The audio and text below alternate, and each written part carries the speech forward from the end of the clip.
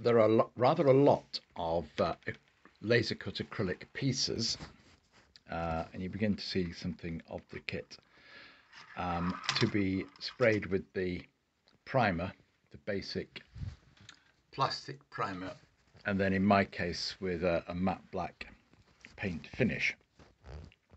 I've already put some high build primer onto the sanded or slightly smoothed 3D printed parts, the ones that I wanted to paint. So you could say, well, I'm starting on the boiler, smokebox and firebox. But, read through the whole instructions as they advise, and you can decide what order you want to do things on. But clearly, allowing paint to dry for a certain number of hours means it's good to mix and match. So you might have two things going on in parallel, i.e. the boiler part, the frame part, and then there's also the footplate and cab part with the side tanks in it. So there's the frame and the running gear part as well.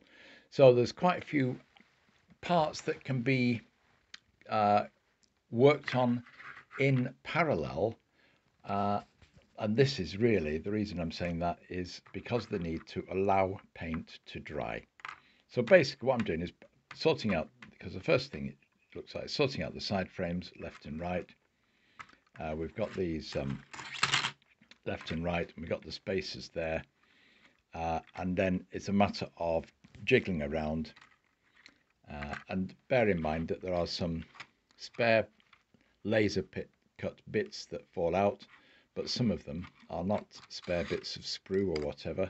They're actually pieces that are going to be used, and it might be that it's the beading for around the edges of your cab steelwork and the side tank tops and things like that. So there's all sorts of bits and pieces in there. I find these disposable plastic food containers that you get takeaway food in useful, so I can just throw the loose bits into there rather than putting them back into the plastic bag and maybe separate them out a little bit. These won't fit in there, but they might go back into the bag. So that is just a little thought on what's happening here. So the next stage here is to key all these parts and give them a blow over with plastic primer. I've laid out all the acrylic pieces you get because it might be difficult to decide or work out or see. What comes is just a plastic bag full of pieces, but you've got quite a few pieces in there, all with very nicely engineered and laser cut holes and shapes and indentations. So there we've got the foot plate, the side frames back there, the cab sides, front, buffer beam components, and then smaller components here. So as you can see, quite a substantial set of components. It might have shown up better if I'd painted them first, but I've decided that I want to paint after gluing some of the components for two reasons. One, so the glue actually sticks acrylic to acrylic rather than having to deal with paint in between, and then I can paint over that.